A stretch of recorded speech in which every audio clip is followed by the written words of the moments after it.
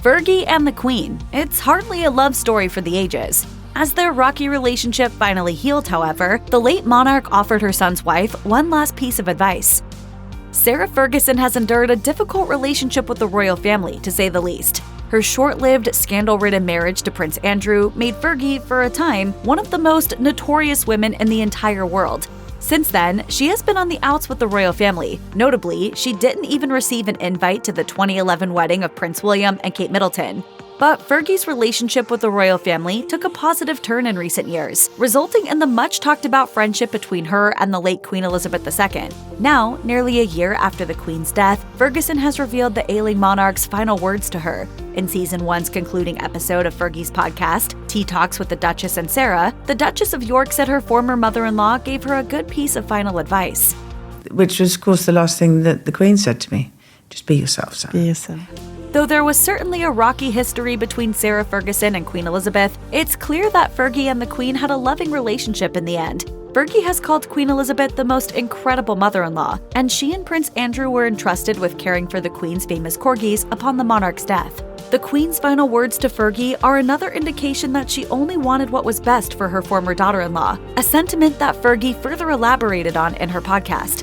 And she saw it. She just got so annoyed when I wasn't being myself. And that's probably when I got into more pickles. Strangely enough, Fergie has admitted that Queen Elizabeth's death has given her a newfound sense of freedom. In an interview with Good Morning America back in March 2023, she insisted that she's now the authentic Sarah.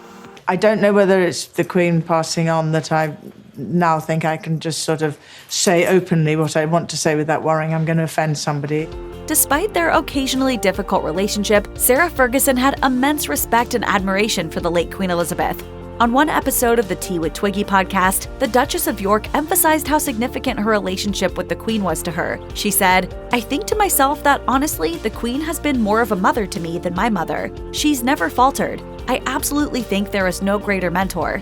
The Duchess also sang the Queen's praises in an interview with People magazine, saying that the late monarch always knew what to do in any situation. Fergie said, "She knew how to make people feel good. She never took it on board as about her. It's about the monarchy, about making someone feel good. She was my total idol." Ferguson also recalled Queen Elizabeth II as having the most incredible faith of any person she had ever met, and this devotion to the Queen hasn't stopped after her death.